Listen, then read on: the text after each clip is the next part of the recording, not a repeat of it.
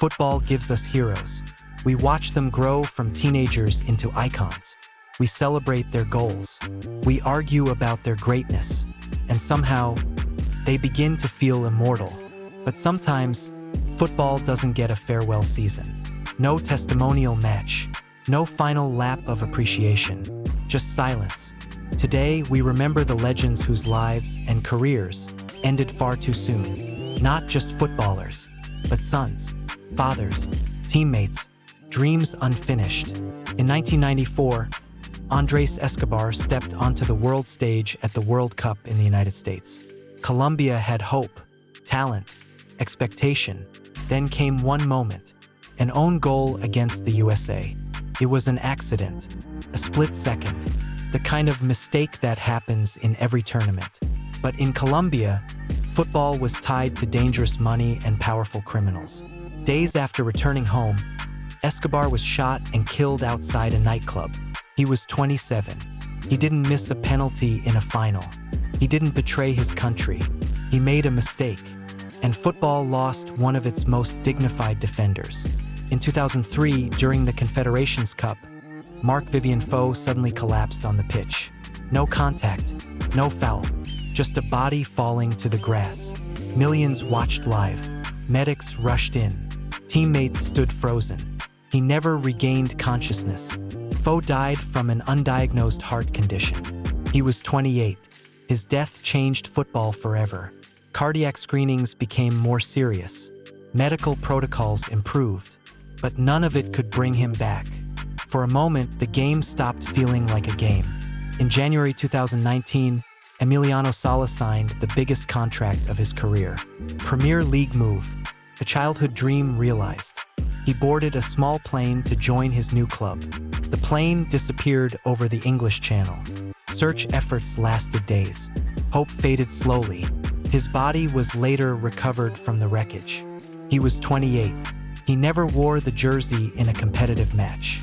No debut, no first goal, just a transfer announcement that turned into tragedy. Jose Antonio Reyes had already lived a full football life.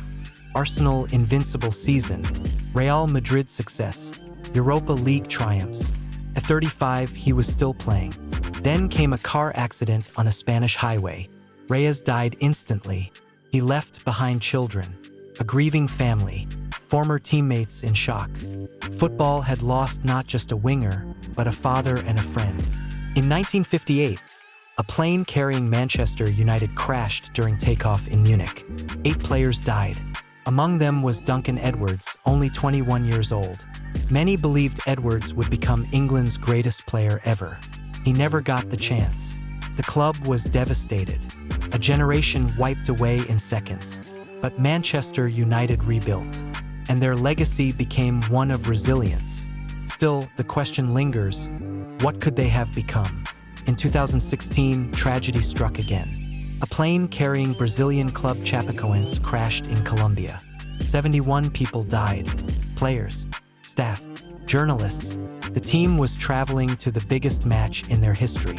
Instead of celebration, the world watched funerals. Clubs across the globe offered players on loan. Rivals wore green in solidarity. Football stood still. For once, there were no enemies, only mourning. Why does it hurt so much when footballers die? Because they feel larger than life. We see them on giant screens, in packed stadiums, on magazine covers. They seem untouchable, but tragedy reminds us they are human. They have families, fears, dreams, and sometimes no time. Football celebrates youth, but it also exposes fragility. Their matches ended, their goals stopped, but their names didn't. Every tribute, every chant, every moment of silence in a stadium is proof that they are not forgotten. Because legends don't only live in trophies, they live in memory. If there is a player you remember, tell us in the comments. Like and subscribe for more football history. And tonight, remember them.